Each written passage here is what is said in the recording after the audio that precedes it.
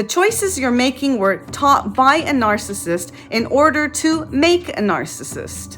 When a narcissist has a family of their own, their dysfunctional and toxic behavior create specific roles within the family in order to maintain the facade of the narcissist. The narcissist will partner up with either another narcissist, taking turns enabling and playing the role of the narcissist in order to secure a steady supply. If the narcissist doesn't partner up with another narcissist, they will partner up with an enabler. This is someone who doesn't necessarily have the same toxic behaviors as them. However, they make excuses, validate their toxic behaviors, and act as somewhat of a protector so that the narcissist can stay happy. In a partnership with narcissists and enablers, they will have a golden child. The golden child is an extension of the parents.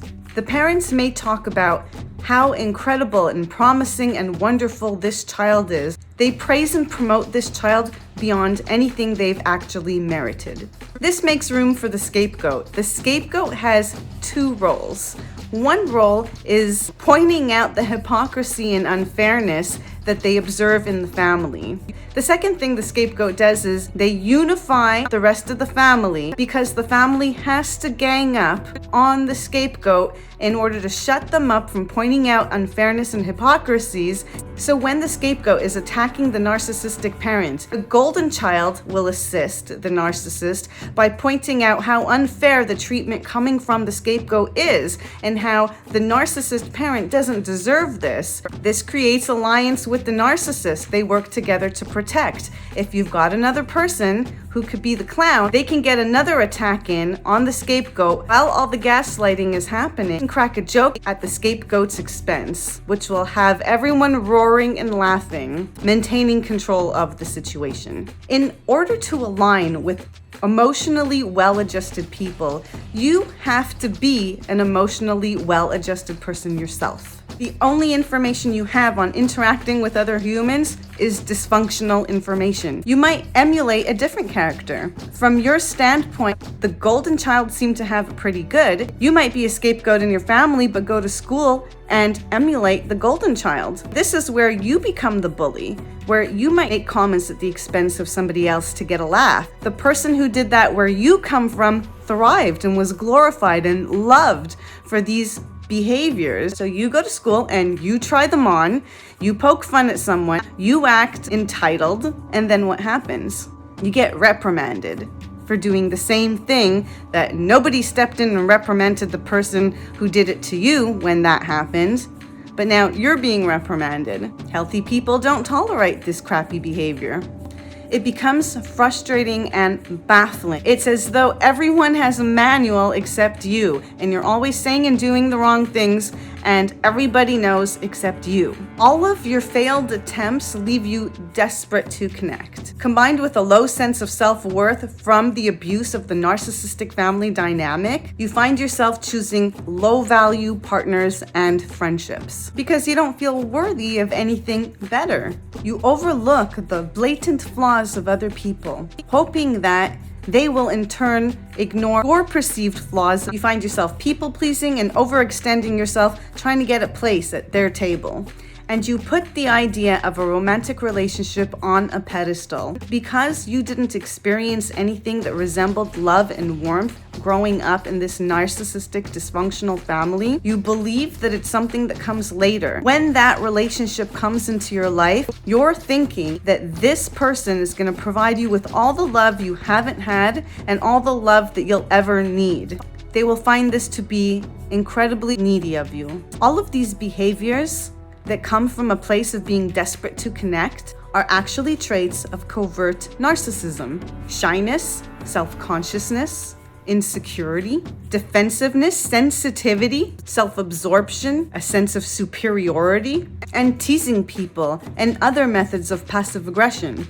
These are all traits of a covert narcissist. Well, it makes perfect sense. If you were raised by a narcissist in a dysfunctional and toxic dynamic, what else do you know about socializing and being a human being other than dysfunction. You can't be raised in dysfunction and then walk out there and behave like an emotionally healthy person. Only gonna match up with other people on the same dysfunctional spectrum of narcissism. These are the only people that you will be a vibrational match to. Other people trying on different masks, playing different roles from the same family dynamic they came from. Healthy people are going to be turned off by your low blows, manipulation, and will deny you access to their social circle, leading to loneliness and depression. All those crazy making moments of being gaslit by your family, ganged up on, berated, belittled, those moments where you found yourself in the same toxic dynamic but at work, where your boss emulated the golden child, and you endured bullying and unfairness as a result of a golden child boss. Or the one-way friendships that resulted by overextending yourself in order to manipulate cooperation so that they can reciprocate. All of which resulted in rejection. The defeat and the depression is a signal to you, telling you to make different choices in order to not feel defeated and depressed. The choices you're making were taught by a narcissist in order to make a narcissist. There is no refuge in trying on a different role within the toxic dynamic. Even the role of the golden child, they go out in the world thinking they don't have to do a whole lot to be loved, appreciated, and moved forward. And although it can work in toxic dynamics, they come up across emotionally healthy social circles or work dynamics, they will be rejected also. If you want to stop matching up with narcissists, then admit that you're a narcissist and stop being a narcissist. You can be breaking these generational patterns. Emotionally fair, kind, and honest people elude your experience due to your toxic, manipulative, insecure, self-absorbed, and anxious traits, covert narcissist traits, which are slightly less obvious than the grandiose ones we're used to. If you were raised by narcissists and feel like you come face to face with narcissists no matter where you go and what you do, any attempt to run away from a narcissistic environment seems to lead you back into one. If you want access to those healthy people instead of dysfunctional people that you encounter, then you have to look at your behaviors honestly, release the unhealthy relationships, and as you rebuild, carefully select what goes back in. My name is Ruth Ann, and this is Brain War. Thanks for watching.